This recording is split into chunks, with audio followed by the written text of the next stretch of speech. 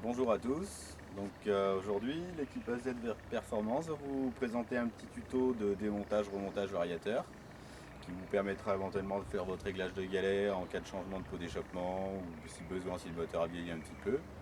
On va d'abord vous montrer l'outillage nécessaire à l'opération. Donc comme vous pouvez le voir, il ne faut pas grand chose, donc il faut une petite clé N25, un bloc piston, vous trouverez tout ça en vente sur le site, une clé plate de 17 pour desserrer l'écrou de variateur, et une clé plate de 21 pour pouvoir desserrer et remonter bien sûr la bougie après à la fin de l'opération. Donc là, on a déjà démonté la bougie et mis le bloc piston. On n'a pas filmé parce qu'on ne voit pas grand chose à cause de la boîte à air. On vous fera une ou deux photos pour que ce soit bien explicite. Et donc maintenant, pour atteindre le variateur, il va falloir démonter toutes les vis du carter de kick qui se trouve là, puisque le variateur est à l'intérieur. Clé Allen de 5 pour desserrer les vis. Voilà, on a enlevé la plupart des vis. J'en ai laissé deux avant de reprendre à filmer pour que vous voyez bien. Hop. Quand vous démontez, vous faites bien attention à ranger les vis de préférence dans l'ordre parce qu'il y a différentes longueurs pour ne pas vous tromper quand vous allez remonter.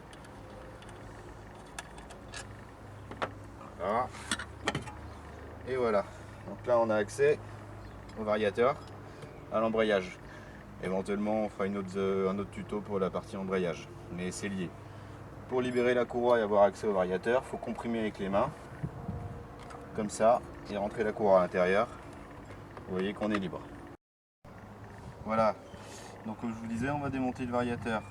Comme vous avez mis le bloc piston, quand vous allez tourner le vilebrequin et que vous êtes en contact, là le piston est en contact avec le bloc piston, ce qui fait que ça bloque. Donc les plates de 17, vous desserrez les coups. Bien entendu, au fur et à mesure que vous démontez, vous faites attention à ce que les pièces ne tombent pas. Et vous pouvez poser tout ça dans l'ordre, comme ça, au remontage, vous n'aurez aucun souci. Voilà, là il y a la rondelle devant le canon du variateur, on la pose aussi. Et ça y est, votre variateur est démonté. Donc voilà, on a déposé le variateur, c'est un variateur d'origine. Comme tous les variateurs, faites attention, il y a plusieurs pièces. Vous avez donc cette pièce là avec les trois petits curseurs plastiques. Bouge pas. Les galets de variateur qui se trouvent à l'intérieur et le canon. Si à un moment ça tombe, faut pas vous inquiéter. Le canon de variateur, je vais vous l'enlever comme ça vous allez voir. On va poser ça là. Le canon de variateur, il n'a pas de sens particulier, vous pouvez mettre dans un sens comme dans l'autre. Voilà. Donc là les galets que vous pouvez changer en cas de besoin. Vous remettez ça bien comme il faut. Toc. Et c'est prêt à remonter. Donc là vous avez juste bien sûr vous poussez la courroie puisqu'elle vient devant. Vous gardez les doigts derrière pour le maintenir. Hop, il est en place. Vous passez la courroie. On remet la petite rondelle. On met les joues fixes. Hop. Ensuite, la petite pièce qui sert pour le démarrage au kick. Et l'écrou. Vous présentez ça à la main pour le moment. Vous poussez la courroie avec les deux doigts, ce qui vous permet de voir si vous avez serré suffisamment l'écrou, si la joie du jeu ou pas.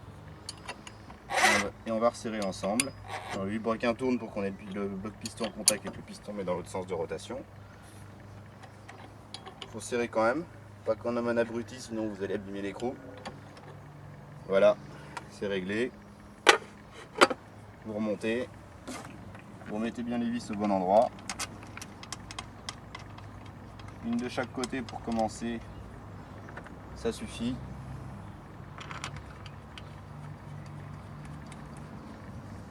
Voilà, à la main, comme ça tient. Et après, on peut remettre toutes les vis et les resserrer avec la clé N25. Donc voilà, on arrive à la fin de l'opération. Donc vous finissez de serrer les vis, toujours avec la grande longueur de clé pour que ça se présente bien. Et ensuite vous me serrez ça comme il faut tout le tour. Pas trop fort, jamais, ça sert à rien. Ça sert qu'à abîmer les vis. Voilà. Hop.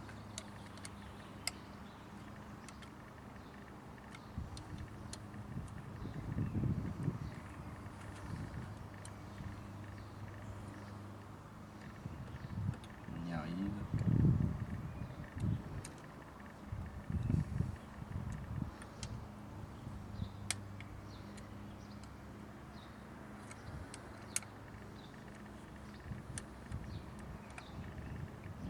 ça c'est serré.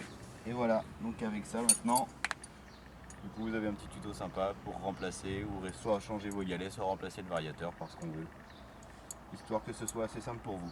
Voilà, écoutez, à la prochaine pour un prochain tuto. Peut-être un démontage de variateur ou tout simplement des changements de plaquettes de frein, on verra ça. A bientôt et puis rendez-vous sur azperformance.fr.